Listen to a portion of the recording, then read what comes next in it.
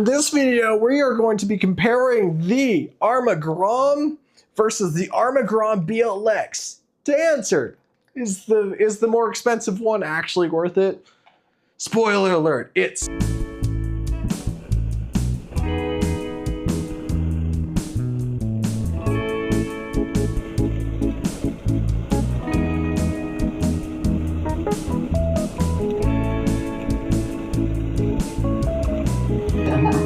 I know, so creative, Brian. I'm gonna make you watch to the end of the video to find out what my real opinion is. So let's start with the brushed one. I think this car is straight up lovely. It's a little underpowered, but you could still drive it really hard. It comes with oil shocks. It comes with all-wheel, four-wheel drive. It comes with differentials. It comes with really nice suspension geometry, actually. It comes with a battery. It comes with a 2-in-1 ESC and receiver, and it comes with a pretty nice remote in the SLT2. I think that this is a complete package. Now, when this came out, it was $109, or I think maybe that's what I paid for it. I don't quite remember. It was pretty cheap. And this was supposed to be the savior of the RC industry. All the RC companies were all like, well, people are just getting poorer out there. Maybe we should have a cheap one to sell to the masses. And they did that with this. Well, it's not cheap anymore. Apparently it's like $149, which, I don't know, you're starting to approach like getting a base Rustler or getting a nice RC car off of someone who gave up on the hobby off of Facebook Marketplace. I don't know if it's really worth that $150. Right. Because at the end of the day, it is just a mini RC, and you can start getting into bigger 10th scale stuff for that price if you like speed and if you're a little bit savvy with your Facebook Marketplace findings. Reliability wise, this machine is actually really good. I have about 30 battery packs through it, and I've only broken it once. Well, my friend did when he drove it straight out of the skateboard bowl at the local skate park, and it landed on its suspension.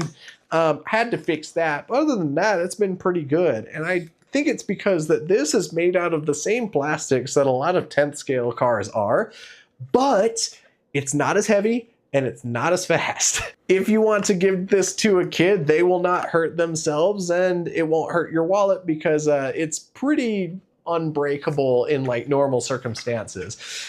This one has upgraded shocks because I wanted a stiffer spring for some skate park sessions. And this is really the perfect skate park car because it's not really that deadly. It's not really that fast. It can't hurt itself and it can't hurt you. So let's talk about the more extreme one. Have you ever driven one?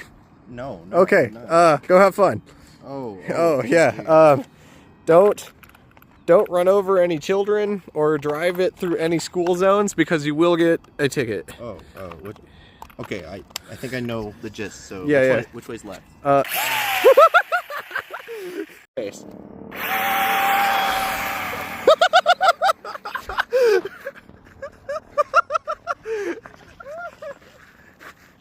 What the hell?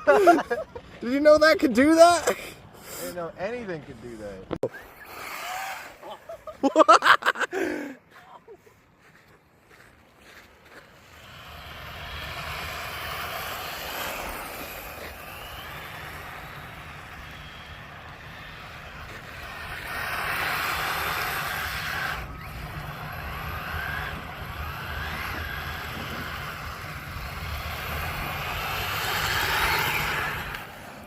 Here is the Arrma Typhon BLX, and this thing is incredible.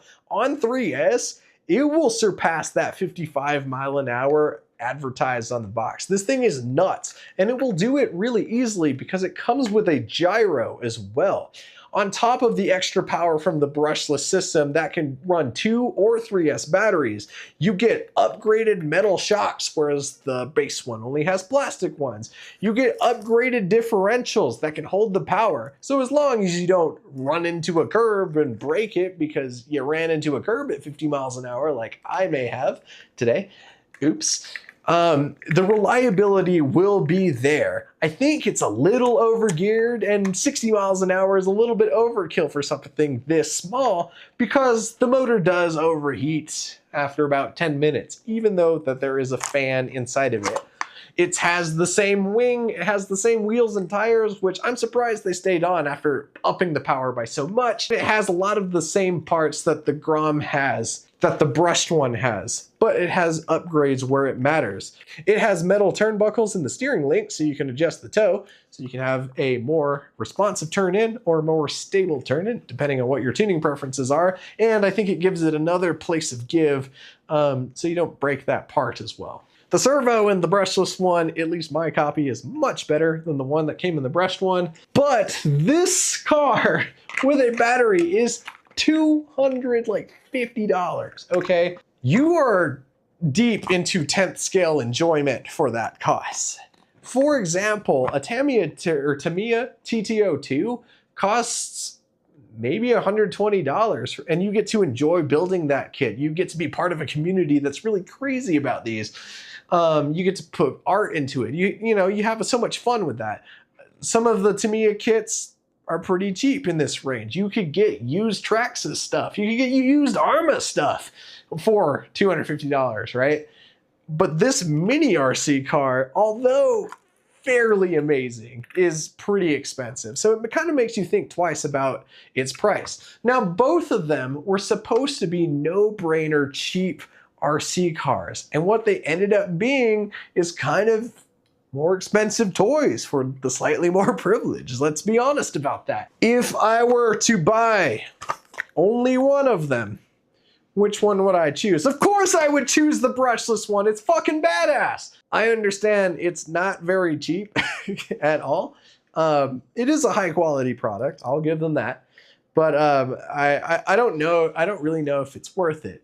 Now, if you're just getting into the hobby, if you're buying this for someone else, you might want to look at the base version, because at the end of the day, it will be fun without being scary. And the last thing you want to do is scare off a potential RC nerd. Anyway, I've been Casey from Casey's Cozy Garage. We passed 1,600 subscribers, and it's been really, really fun. So hit that like button, hit that subscribe button.